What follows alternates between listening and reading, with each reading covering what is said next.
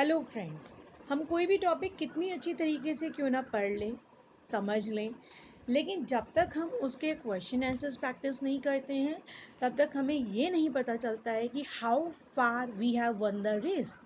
आपको कितना समझ आया है, इनफैक्ट ये भी नहीं पता चलता है हमको क्या समझ नहीं आया है।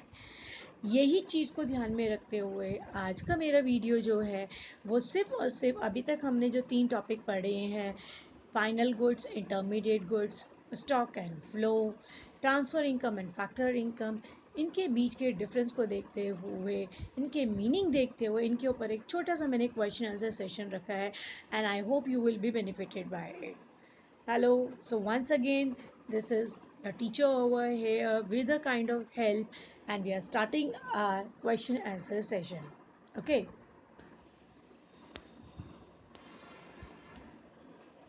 The questions that are normally expected from it, इसमें से जो क्वेश्चन सबसे ज़्यादा एक्सपेक्टेड होते हैं बेटा वो इस तरीके के होते हैं कि आपको कोई फैक्ट दिया जाएगा और आपसे पूछा जाएगा कि ये नेशनल इनकम में आना है या नहीं आना है। How will you treat the following while estimating the national income. इसका मतलब कि अगर ये फैक्ट आपको दिया गया है तो आप इसको राष्ट्रीय आय में, नेशनल इनकम में लेंगे या नहीं लेंगे। ओके, इसका मतलब ये नहीं है कि बाकी क्वेश्चंस नहीं आएंगे। डेफिनेटली 3 मार्क का क्वेश्चन आपको सिर्फ डिफरेंस पर भी आ सकता है कि फाइनल गुड और इंटरमीडिएट गुड का डिफरेंस बताइए, ट्रांसफर इनकम और फैक्टर इनकम का डिफरेंस बताइए, स्टॉक एंड फ्लो का डिफरेंस बताइए। 3 मार्क के लिए उसको तो प्रिपेयर करके आप रखिएगा ही रखिएगा, लेकिन साथ ही साथ ये जो फैक्ट्स वाले क्वेश्चन मैं आपके साथ डिस्कस कर रही हूँ इनको भी अच्छे से समझ लीजिए। मेरी ये क्वेश्चंस हो सकता है आपको सिर्फ ये ना बताएं कि आपको क्या करना है, आपको ये भी बताएंगे कि आपको क्या नहीं करना है। Because many a time student जब क्वेश्चंस पढ़ते हैं तो कभी कभी उन्हें क्वेश्चन समझ नहीं आता है, तो कभी कभी क्वेश्चन भी समझ आ जाता है, आंसर भी पता होता है, लेकिन ये नहीं पता चलता कि बेटर मार्क्स के लिए, अच्छे मार्क्स के लिए उसको लिखा किस तरीके से जाए। So I have tried my best to show you not only the presentation but also to explain you the do's and don'ts of the answer. So here we are starting with the first question, and the first question is normally that is asked is machine purchased by a dealer of a machine. हमें ये बताना है कि अगर किसी machine के dealer ने कोई मशीन परचेज करी है तो जब आप नेशनल इनकम एस्टिमेट करते हैं, कैलकुलेट करते हैं, राष्ट्रीय आय की गणना करते हैं तो आप उसे लेंगे या नहीं लेंगे। ओके, तो मुझे लगता है सबसे पहले मुझे शायद यहाँ पर ये देख लेना चाहिए कि ये किस तरीके का गुड है, क्या ये फाइनल गुड है या ये इंटरमीडिएट गुड है। क्योंकि अगर किसी भी तरीके से मुझे ये पता चल जाए कि ये इंटरमीडिएट गुड है तो ये बिल्कुल नहीं आएगा। ओके, और अगर ये फाइनल गुड है तो हर हालत में आएगा। अब भाई मशीन तो परचेज करी गई है, मशीन बहुत सारे लोग परचेज करते हैं, मैंने आपको पढ़ाते हुए भी एग्जाम्पल बताया था। मैं भी मार्केट जाती हूँ, मशीन खरीद के लाती हूँ, बट ये मशीन कोई भी मशीन हो सकती है, it can be any kind of machine. And one of my friend also goes in purchase the machine. फ़र्क सिर्फ इतना है कि मेरे फ्रेंड जो है वो मशीन की डीलर है एंड वो उसके लिए मशीन लेकर आई है। ओके, तो जब कोई डीलर मशीन खरीद के लेकर आ रहा है वो किस लिए लेकर आ रहा होगा भाई, वो उसको रीसेल करने के लिए लेकर आ रहा होगा।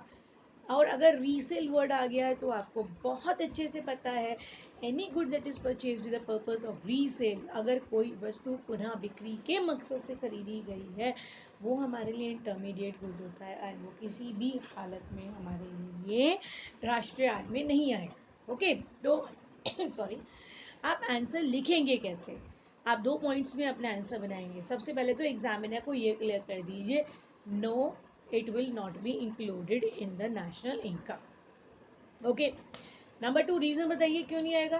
भाई सिंपल है, it is an intermediate good.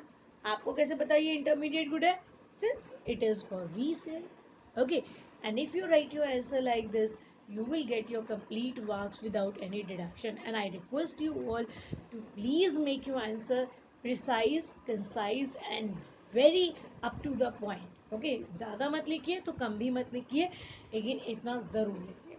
I hope I am clear with this. Moving further to the next question.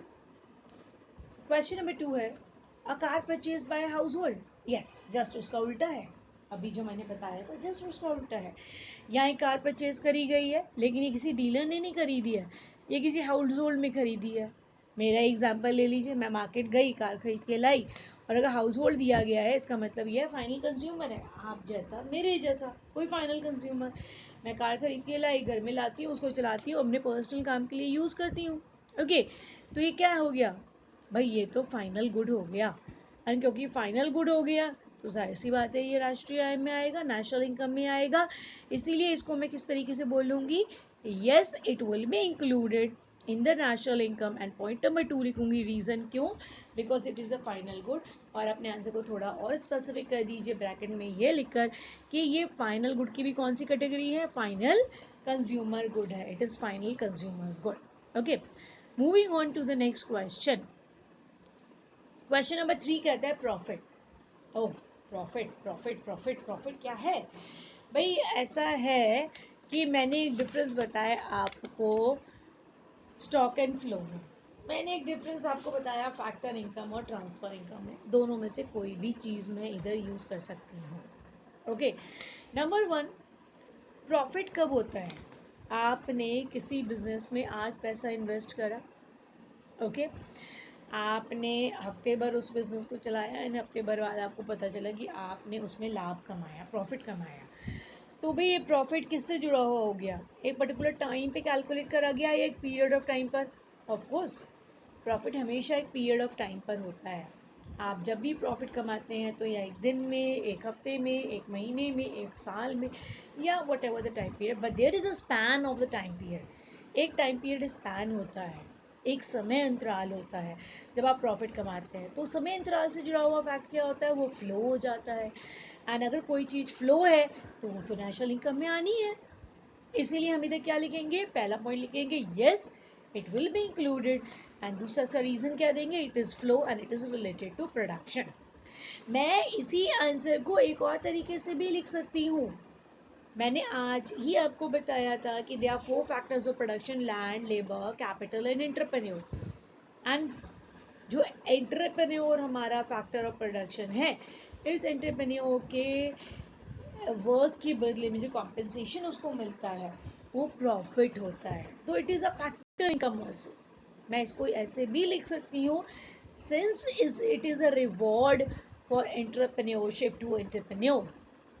उसके काम, एक उद्यम के काम के बदले में उसको मिलने वाला ये एक रिवॉर्ड है, पेमेंट है, इसीलिए भी ये आएगा। It is a factor income, it will be included. आप दोनों में से कोई भी रीज़न लिखिए, both are absolutely correct, but आपका रीज़न बहुत सॉलिड होना चाहिए, ऑलवेज रिमेंबर दैट।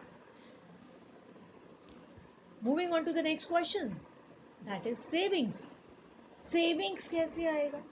अब भाई सेविंग्स आपने कभी भी सुना होगा, तो हम इधर इकोनॉमिक सेविंग्स की बात कर रहे हैं, ओके। और जब मैं इकोनॉमिक सेविंग्स की बात कर रही हूँ तो मैं इधर कहूँगी कि चलो एक फर्म ने सेविंग करा, गवर्नमेंट ने सेविंग करा, तो वो एक पर्टिकुलर टाइम पीरियड के लिए होता है। आपने एक हफ्ते में सेव करा, आपने महीने में सेव करा, आपने साल में सेव करा, वट। और जो भी चीज़ एक समय अंतराल से जुड़ी हुई होती है वो फ्लो होती है। एंड हर फ्लो कॉन्सेप्ट जो होता है वो कहीं ना कहीं किसी ना किसी इकोनॉमिक एक्टिविटी और प्रोडक्शन एक्टिविटी से जुड़ा हुआ होता है, एंड इसीलिए वो राष्ट्रीय आय में आएगा। तो I would love to like my answer like yes it will be included. क्यों? Because it is a flow and it is related to a production. I hope I am clear to everybody. शायद मैं यहाँ तक आप सबको समझाने में कुछ सक्सेसफुल हो पाई। Next question, furniture purchase by a school. School ने फर्नीचर परचेज करा। अब भाई बच्चे कहते हैं मैडम स्कूल तो सर्विसेज दे रहा है, सर्विसेज प्रोड्यूस कर रहा है, it's a production unit, services produce कर रहा है, उसमें उसने फर्नीचर यूज़ करा, तो ये तो एक तरीके का इनपुट नहीं हो गया, तो ये नहीं आना चाहिए। तो इधर मुझे उन्हें याद दिलाना पड़ता है कि फाइनल गुड और इंटरमीडिएट गुड की जो हम बात कर रहे थे, इनपुट यानी कि इंटरमीडिएट गुड है। इंटरमीडिएट गुड की पहचान ये होती है कि या तो वो रीसेल के लिए हो, या फर्नीचर रीसेल के लिए नहीं है, नहीं आएगा, या फिर वो furniture as a raw material इस्तेमाल करा गया हो। अब भाई रॉ मटेरियल की डेफिनेशन बहुत अच्छे से समझ लीजिएगा। रॉ मटेरियल की तरह इस्तेमाल, कुछ क्योंकि कुछ बच्चे ये कहते हैं कि अरे ये भी तो रॉ मटेरियल है। फर्नीचर अगर स्कूल में इस्तेमाल हो रहा है तो बच्चे उसको यूज़ करेंगे और पढ़ेंगे। तो ये भी तो प्रोडक्शन प्रोसेस में यूज होने वाला रॉ मटेरियल है। तो बेटा my answer is no, it is not a raw material. क्योंकि रॉ मटेरियल की पहचान ये है, कच्चे माल की पहचान ये है कि वो उत्पादन प्रक्रिया में अपनी आइडेंटिटी खो देता है। It is for a small span of life, it is for a small time period of life. उसका जो टाइम पीरियड होता है वो बहुत छोटा होता है एंड वो प्रोडक्शन प्रोसेस में अपनी आइडेंटिटी खो देता है। जैसे कि शर्ट लेकर आया, कटवा के, सॉरी कपड़ा लेकर आए, कटवा के शर्ट बना ली, तो कपड़े की आइडेंटिटी खत्म हो गई। ओके, एक रेस्टोरेंट वाला ब्रेड लेकर आया, उसके ऊपर बेसन लगा के उसका ब्रेड पकौड़ा बना के बेच दिया, ब्रेड की आइडेंटिटी खत्म हो गई, अब तो ब्रेड पकौड़ा हो गया। ओके, एक फार्मर फर्टिलाइजर लेकर आता है, खेतों में डालता है, अच्छी उपज करता है, तो भाई उस प्रोडक्शन प्रोसेस में उसकी आइडेंटिटी खत्म हो गई। लेकिन एक फर्नीचर जब कोई स्कूल खरीदता है वो सालों साल इस्तेमाल होता है। It is not use only for 1 year और 2 ईयर। आप देखते हैं ना, जो फर्नीचर आप इस्तेमाल कर रहे हैं वो आपसे पहले 7 8 9 साल से पहले के बच्चे भी इस्तेमाल करके जा चुके हैं। लेकिन उस प्रोडक्शन प्रोसेस में आपके स्कूल के फर्नीचर ने अपनी आइडेंटिटी तो नहीं खोई ना, तो इसीलिए ये रॉ मटेरियल नहीं है। तो अगर ये रॉ मटेरियल भी नहीं है, रीसेल भी नहीं है, तो ये फाइनल गुड है। लेकिन ये किस तरीके का फाइनल गुड है? इन्वेस्टमेंट के लिए यूज़ करा गया फाइनल गुड है, इसलिए फाइनल कैपिटल गुड है। और जब आपने ये पहचान लिया कि फाइनल कैपिटल गुड है, तो आपको ये भी पता चल गया साथ के साथ कि ये राष्ट्रीय आय में आएगा, it will be included in the national income. तो हमारा आंसर किस तरीके से होगा? Yes, it will be included. And हमारा जो रीज़न होगा वो ये होगा because it is a final capital good. Next, balance in bank account. Okay, आप गए, आपने अपने बैंक की पासबुक अपडेट कराई, आपने अपने बैंक की पासबुक में बैलेंस देखा कि आपके बैंक अकाउंट में कितना बैलेंस है। ओके, आपने कभी नोटिस करा है उस बैंक की पासबुक में जब भी बैलेंस लिखा होता है वो particular time, date, in fact time ना मिनट्स में और सेकंड्स तक में लिखा होता है। ओके, अगर आज दोपहर को 11 बजे मैं जाती हूँ अपनी पासबुक अपडेट कराती हूँ, तो उसमें लिखा आ जाएगा कि मेरी पासबुक में आज मंडे को 11:10 पर इतना बैलेंस है। ओके, सो ये क्या है? अगर एक पॉइंट ऑफ टाइम दिया गया है, anything that is related to a point of time, it is actually a stock. और कोई भी चीज़ जो स्टॉक होती है वो प्रोडक्शन से जुड़ी हुई नहीं होती है, इसीलिए वो हमारे लिए नेशनल इनकम में नहीं आएगी। It will not be included in the national income. Answer जैसे कि आपको पहले से बताया है, no it will not be included and reason is it is a stock. Okay, next comes question number 7, payment of bonus to workers। Bonus मिला है workers को। अब ये बोनस किस तरीके का? Okay, remember this is not the gift, this is not the gift, free gift नहीं है ये बोनस है। ओके, दो तरीके की चीज़ होती है। दिवाली आई, आपके अदर सपोज किसी ऑफिस में वर्क करते हैं, तो दिवाली पर ऑफिस ने आपके फादर को बोनस दिया, आपके फादर के बैंक अकाउंट में ट्रांसफ़र हो गया। ओके, लेकिन उनके आपकी फैमिली से अच्छे रिलेशन है, तो वो आपके घर आपको गिफ्ट भी देकर गए। तो भाई जो गिफ्ट वो देकर गए हैं वो ट्रांसफ़र इनकम है, लेकिन जो बोनस मिला है वो आपके पापा को क्यों मिला है? वो बोनस इसलिए मिला है because your father is a worker over there.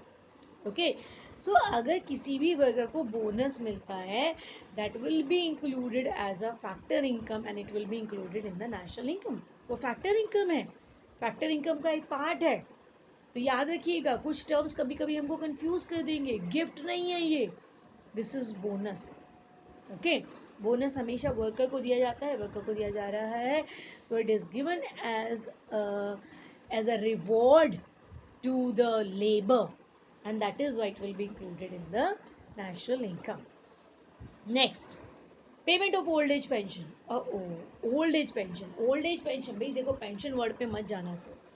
Pension दो तरीके की हो सकती है, एक on the date of retirement भी होती है और एक जो रिटायरमेंट के बाद मिलेगी।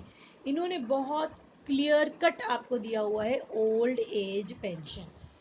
आपके ग्रैंडफादर रिटायर हो गए, ओके, रिटायर हो गए तो उसके बाद गवर्नमेंट सर्विस में थे, उसके बाद उनकी पेंशन बन गई।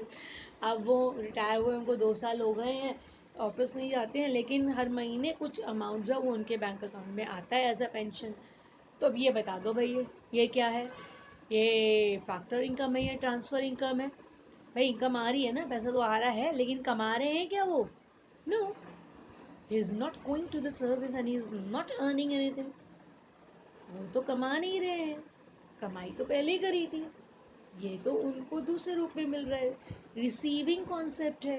तो ये आएगा नहीं आएगा, क्योंकि ये ट्रांसफर इनकम है। ओके, तो आप सिंपल इतना लिखेंगे, no it will not be included because it is a transfer income. दोबारा फिर से बोल रही हूँ, ध्यान से देखिएगा, ओल्ड एज पेंशन वर्ड दिया हो, okay, because there can be only retirement pension also. अगर किसी डेट ऑफ रिटायरमेंट पे पेंशन दी जा रही है, जिस दिन आपके पेरेंट्स या आपके ग्रैंडफादर रिटायर हुए हैं उस दिन उनको कोई पेंशन मिली है, तो वो फैक्टर इनकम में आ जाएगी और इधर इंक्लूड हो जाएगी। क्यों? क्योंकि जिस दिन वो रिटायर हुए हैं उस दिन तक तो वो सर्विस में थे, उस दिन उनको पैसा मिला है, उस दिन कोई मिला हुआ पैसा जो है वो उनकी इनकम होती है, फैक्टर इनकम होती है, वो आएगा। लेकिन उस दिन के बाद अगर उनको किसी भी रूप में पैसा मिल रहा है ओल्ड एज पेंशन के रूप में, वो नहीं आएगा। I hope I am clear to you. If you still have any problem, you can write the question in the comment box and I will try my best to clear your doubt. Okay. Next, rent received by a household. Rent received by a household. Rent आ जाए ना बस, सिर्फ rent देखिएगा। Rent अगर आ गया है तो ये फैक्टर इनकम है। भाई लैंड को रेंट मिलता है। Whenever the land as a factor is utilized, there is the surplus that is generated, which is called rent. Labour काम करता है उसको वेज मिलता है, कैपिटल यूज होती है उसको इंटरेस्ट मिलता है, एंटरप्रेन्योर अपना मेहनत दिखाता है उसको प्रॉफिट मिलता है। तो भाई लैंड भी तो अपने लिए रेंट कमाता है, लैंड के इस्तेमाल से भी तो रेंट होता है। तो डेफिनेटली जहाँ ये फैक्टर इनकम हो गई, it will be included in the national income. Cash relief given to corona patient, मैंने ये पढ़ाते वक्त भी डिस्कस करा था, एंड सेम क्वेश्चन मैं यहाँ पे ले रही हूँ बिकॉज मैं एक्सपेक्ट करती हूँ कि ऐसा या जैसा कोई मिलता जुलता क्वेश्चन आपके लिए आ सकता है। ओके, आपने देखा कि कोरोना की वजह से गवर्नमेंट हॉस्पिटल में काफ़ी पेशेंट्स जो है उनकी डेथ हो गई। ओके, तो अगर गवर्नमेंट ये डिसाइड करती है कि उनको कोई रिलीफ देगी, उनको कोई पैसा देगी, कैश देगी, तो ये क्या है भाई? कमाया तो नहीं ना, this is out of charity, out of help, out of courtesy, out of the responsibility of the government कि रिलीफ, रिलीफ वर्ड जहाँ भी आ जाए, किसी भी विक्टिम को अगर कोई पैसा दिया जाता है, चाहे वो अर्थक्वेक का विक्टिम हो, चाहे वो फ्लड का विक्टिम हो, चाहे वो कोरोना का विक्टिम हो, किसी भी तरीके से, किसी भी तरीके से अगर किसी भी विक्टिम को किसी भी तरीके का रिलीफ दिया जा रहा है, वो सिर्फ उसने रिसीव करा है, it is a receiving concept, यानी कि it is a transfer income, वो सिर्फ हस्तांतरित आय है एंड वो राष्ट्रीय आय में नहीं आएगा। ट्रांसफर इनकम को हस्तांतरित आय बोलते हैं एंड फैक्टर इनकम को कारक आय बोलते हैं। Okay, next question, computers installed in office, बिल्कुल वैसी है जैसे अभी फर्नीचर इन स्कूल था। ऑफिस में काम होता है, बहुत सारी चीज़ें इस्तेमाल होती हैं, कुछ रॉ मटेरियल होती हैं तो कुछ फाइनल कैपिटल गुड होती हैं। कंप्यूटर्स तो सालों साल इस्तेमाल होंगे। ऑफिस के काम में, प्रोडक्शन प्रोसेस में कंप्यूटर्स अपनी आइडेंटिटी तो नहीं खो देंगे ना। सो क्या होगा? It will be included in the national income because ये क्या है? ये फाइनल कैपिटल गुड है। क्योंकि सिमिलर एग्जाम्पल है, मैं बहुत ज़्यादा डिटेल में नहीं डिस्कस कर रही हूँ उसको अगेन। कैपिटल, कैपिटल, कैपिटल, भाई कैपिटल कैसे आ जाएगा? कैपिटल आप कभी भी देखिए, आप अकाउंट्स पढ़ते हैं, कॉमर्स के बच्चे अकाउंट्स पढ़ते हैं, एंड उधर आपको बहुत अच्छे से पता होता है हर एक फर्म की ओपनिंग कैपिटल, क्लोजिंग कैपिटल, जैसे स्टॉक होता है ना वैसे कैपिटल भी होती है। Capital on this date, capital on 1 April 2020 of XYZ firm is इतना। अगर भाई एक पर्टिकुलर पॉइंट ऑफ टाइम पर उसको मेजर कर रहे हैं तो वो स्टॉक है, एंड क्योंकि वो स्टॉक है वो किसी हालत में नेशनल इनकम में नहीं आएगा। Capital is related to a point of time, it is measured at a point of time, it is a stock, एक समय बिंदु पे मापा जाता है, स्टॉक है, इसलिए राष्ट्रीय आय में नहीं आएगा। Chalk and duster purchase by school, हाँ, कंट्रास्टिंग अभी दिया था मैंने आपको। Furniture purchase by school, furniture तो नहीं लिया मैंने, फर्नीचर तो ले लिया मैंने नेशनल इनकम में। क्यों? क्योंकि वो फाइनल गुड था, वो प्रोडक्शन प्रोसेस में अपनी आइडेंटिटी को नहीं खो रहा था। लेकिन चौक एंड डस्टर कितने दिन के लिए होते हैं? चौक कितना टाइम के लिए इस्तेमाल करती है मैम आपकी?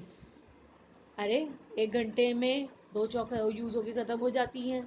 एक दिन में पूरा एक बॉक्स खत्म हो जाता है। स्कूल में पूरा जितना भी स्टॉक आता है वो उस प्रोडक्शन प्रोसेस में अपनी आइडेंटिटी खत्म कर देता है। पढ़ाते पढ़ाते चौक यूज़ हो गई, खत्म हो गई। डस्टर डिस्पोजेबल होते हैं, कुछ टाइम यूज़ हुए उसके बाद थ्रो हुए हो गए, दोबारा खरीद लेते हैं। इसका मतलब ये कुछ वो प्रोडक्ट हैं जो प्रोडक्शन प्रोसेस में अपनी आइडेंटिटी ख़त्म कर देते हैं, यानी कि they are raw material. Okay, raw material है तो इंटरमीडिएट गुड है, इंटरमीडिएट गुड है तो नेशनल इनकम में नहीं आएगा। तो what we will write? No, it will not be included because it is intermediate good. मैंने यहाँ पे लिखा नहीं है लेकिन प्लीज़ आप लिख दीजिएगा, because it is use as a raw material. Number 14, lovely thing, birthday gift receive from a friend. आपके फ्रेंड ने आपको बर्थडे गिफ्ट किया, तो क्या वो होता है ना, अब कभी कभी आप सोचोगे बर्थडे गिफ्ट में तो कुछ भी हो सकता है, वाटर बॉटल हो सकती है, कंप्यूटर हो सकता है, लैपटॉप हो सकता है, फ़ोन हो सकता है, ये सब चीज़ें हो सकती हैं। कभी कभी पैसा भी होता है। आपके रिलेटिव्स आए आपके बर्थडे पर, आपको कुछ पैसा दे के गए, होता है ना, नॉर्मली आते हैं बर्थडे पर पैसे दे के जाते हैं गिफ्ट के रूप में। तो क्या वो नेशनल इनकम में आएगा? बिल्कुल भी नहीं आएगा भाई। They have given it to you out of their love, you have not earned it. Okay, you have not earned it, आपने कमाया नहीं है उसको, आपने सिर्फ रिसीव करा है। ट्रांसफर इनकम में नहीं आएगा। Okay, next is a salary receive by teacher. Oh, इतना इजी क्वेश्चन दे दिया मैम ने, वो भी लास्ट में, वो भी टीचर से जुड़ा हुआ। क्लास 9th से हम पढ़ते जा रहे हैं economic activities, non economic activities का। एक टीचर अगर कोई काम करता है और पैसा कमाता है तो सैलरी रिसीव कर रहा है, भाई कमा रहा है ना, इकोनॉमिक एक्टिविटी करके कमा रहा है, तो क्या है? This is a factor income. Factor income है तो आएगा, ऑफ कोर्स ये तो आना ही आना है। So my answer will be yes, it will be included because it is a factor income. Okay, and there I come to an end to my question answer session of 15 questions based on what is to be included and what is not to be included in the national income, and I hope that you liked it. I just hope that this is of some help to you and you will be able to bifurcate, शायद आप इस चीज़ में difference कर पाएंगे 3 basis पर, factor income और transfer income, stock and flow. Final good and intermediate good के base पर आप शायद ये डिफरेंस कर पाएंगे कि क्या नेशनल इनकम में आना है और क्या नहीं आना है। Okay, thank you very much and I hope you like it.